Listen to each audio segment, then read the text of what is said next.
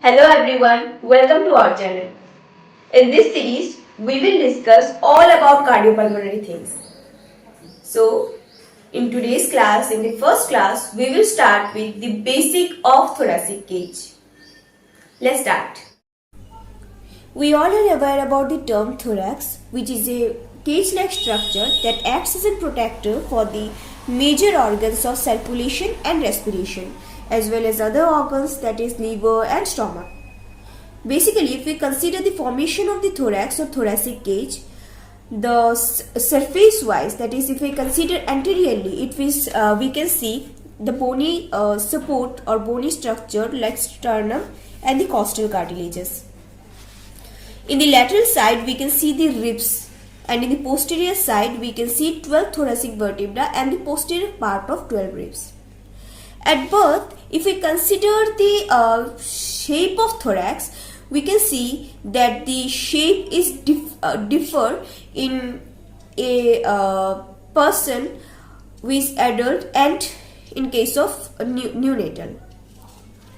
That is, at birth it is remain nearly circular, that the diameter will remain almost same or equal anteroposteriorly as well as side to side. But in case of childhood and adolescence until adulthood, it will be elliptical in structure, that is wider in side to side from front to back. Wider in side to side than front to back. Okay, so there are some primary constituents of thoracic cavity, which are two pleural cavities and the mediastinum. Pleural cavity, or first we will try to understand about the pleura. Pleura, as we all know, that it is a layer or covering of the lungs. So pleural cavity contain right and left lung and the pleura.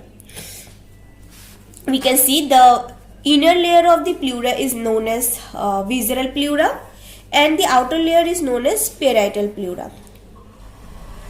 And the mediastinum, in case of mediastinum, it is centrally it is found between two bilateral pleural cavities, which extends to inner border of the sternum anteriorly and vertebra posteriorly. It spans full vertical length of the thoracic cavity. Okay, so now we will discuss about the bony parts, that is the formation part of the thoracic cage.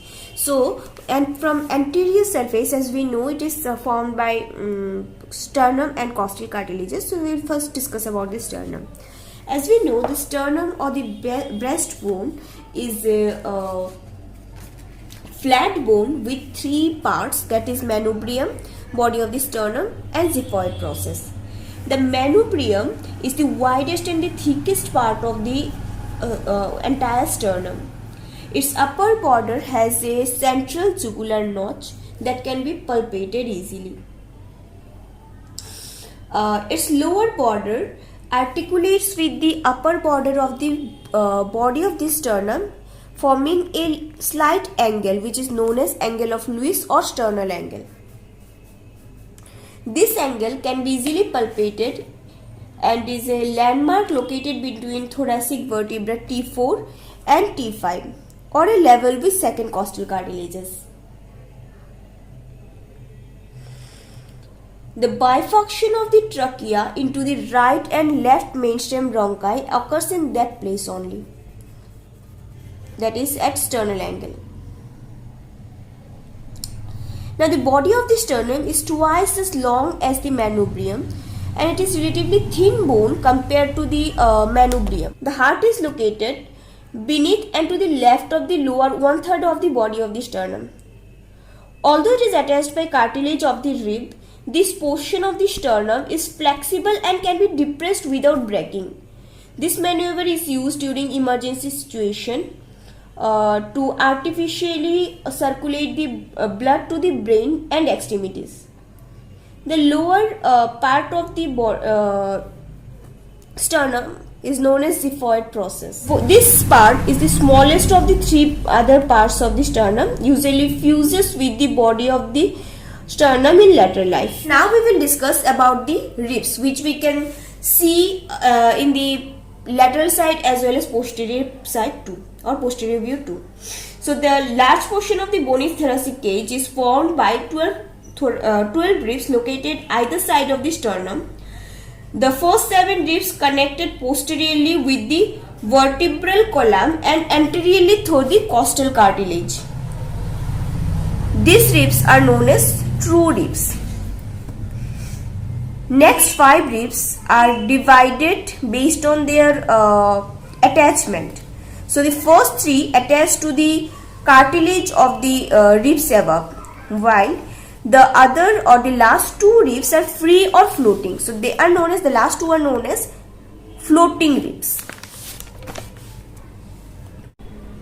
Now we will discuss about the movement of thorax. The frequency of movement of the bony thorax joints is greater than that of almost any other combination of the joints of the body. There are 2 types of movement, which is pump handle movement and the bucket handle movement. The upper ribs are limited in the ability to move. Each pair swings like a pump handle, that is, elevation thrusting the sternum forward.